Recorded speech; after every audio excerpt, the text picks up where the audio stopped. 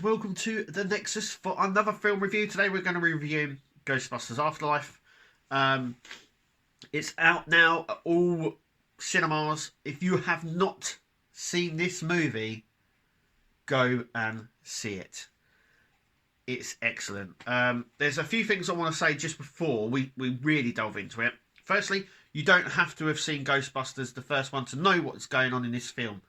A lot of films, I think, especially genre films, you have to have at least seen the first movie. I don't think you need to see the first movie to understand what's going on in this film. It helps, but you don't really need to know. So let's dive right in to this movie.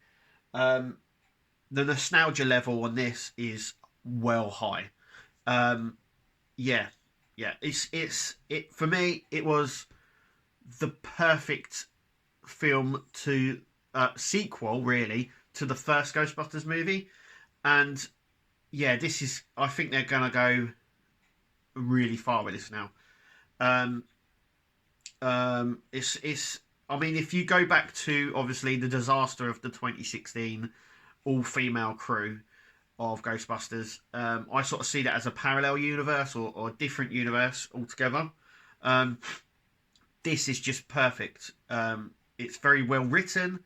It's just so good. Go and see it if you're a Ghostbuster fan. Obviously, you've already seen this, but yeah, it's just and it leads everything up to a new generation. I remember when the first trailers came out for this.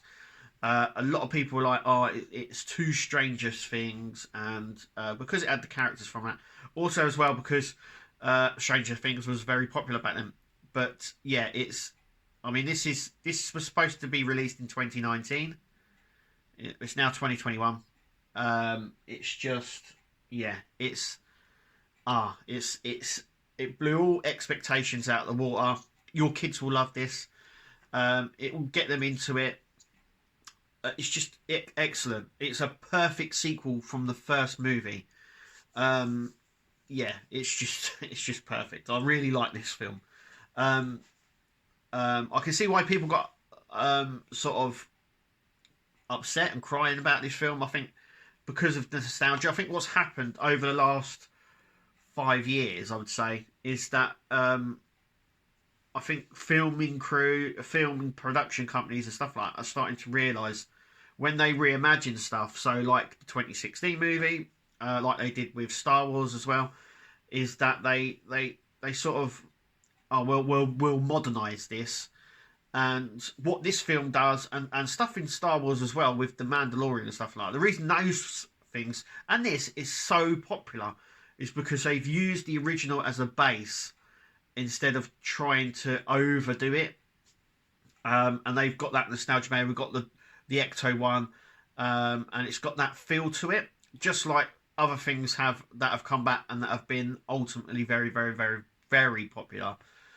This is just one of them, and it's great because it means that it has things like the detector and the Ecto one, obviously, and the proton packs and stuff that we remember from the first movie that made that movie great is in this movie, but with a sort of a modern-y twist to it. But it still makes it feel that it's not different, and this is what that movie does. And it's just if you haven't seen it, go and see it. I've already pre-ordered this on Blu-ray as soon as I left the cinema.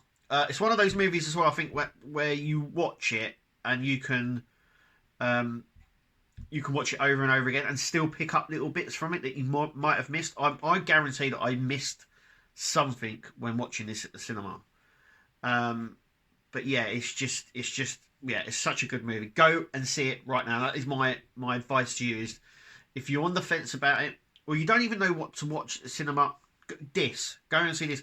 I would even say if you've even seen it once and you're wondering what to watch it. It's definitely one of those movies that I think it's going to get replayed quite a lot. But yeah, it's a great movie. Go and see it. That's my review, and we'll see you at the next video.